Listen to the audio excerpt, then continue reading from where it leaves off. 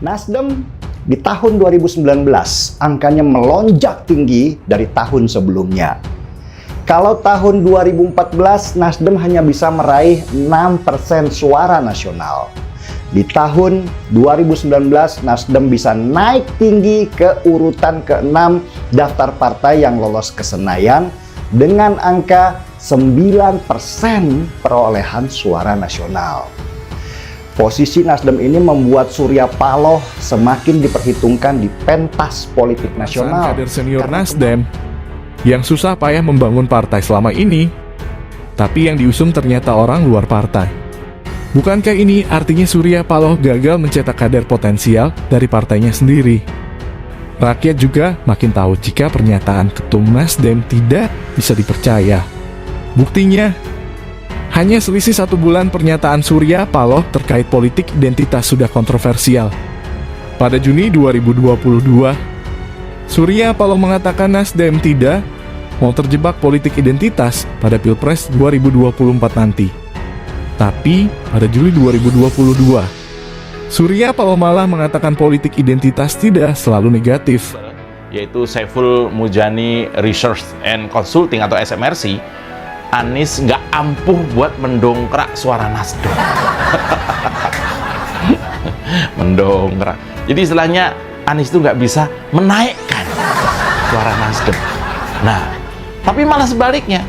Sekarang Nasdem itu masuk kategori partai gurem.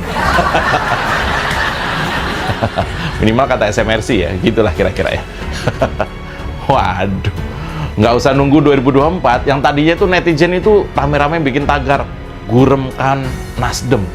Lah ini SMRC malah udah memotret melalui metode survei kalau pemilu dilaksanakan sekarang, maka bisa jadi Nasdem cuma kebagian 3,2% suara. 3,2%. Survei Litbang Kompas menunjukkan elektabilitas Partai Nasdem naik 3%. Efek ekor jas Anies Baswedan. Hasil jajak pendapat yang diselenggarakan oleh Litbang Kompas pada Januari menunjukkan elektabilitas Partai Nasdem meningkat dari 4,3% menjadi 7,3%. Menurut tim Litbang Kompas, kenaikan tingkat keterpilihan Partai Nasdem merupakan efek ekor jas yang didapat setelah deklarasi mendukung Anies sebagai bakal calon presiden. Nasdem mendapat efek ekor jas Anies sehingga mengalami lompatan elektabilitas menjadi 7,3% dari 4,3% pada survei periodik Kompas Oktober 2022. Tulis tim Litbang Kompas, dikutip dari kompas.id pada Selasa 21 Februari 2023. Litbang Kompas menyebutkan pertambahan elektabilitas sebesar 3% yang diperoleh oleh Nasdem belum pernah terjadi sejak survei dilakukan. Elektabilitas partai politik yang dipimpin oleh Surya Paloh itu sebelumnya berfluktuasi landai di kisaran 2 hingga 4%. Lebih lanjut, Litbang Kompas menuliskan, langkah Nasdem dalam pencalonan Anies sebagai bakal calon presiden telah cukup berhasil mengkonsolidasikan simpatisan Anies yang tersebar di sejumlah parpol. Pada Oktober 2022, proporsi responden pemilih Anies di Nasdem hanya 4,6%. Kini melonjak menjadi 22,6%, tulis Litbang Kompas. Keberhasilan Nasdem itu lantas mengakibatkan menurunnya elektabilitas parpol lain yang menjadi basis pemilih Anies, termasuk Partai Demokrat dan Partai Keadilan Sejahtera atau PKS, yang juga telah menyatakan dukungan terhadap Anies. Dalam survei ini, elektabilitas Partai Demokrat tercatat turun, yakni sebesar 5,3 poin dari 14% pada Oktober 2022 menjadi 8,7%. Proporsi responden pemilih Anies di Demokrat juga turun dari 18,9% pada Oktober 2022 menjadi 11,3% pada Januari 2023. Artinya ada selisih 7,6% pemilih Demokrat yang juga memilih Anies, kini hengkang dari memilih Demokrat, tulis Litbang Kompas.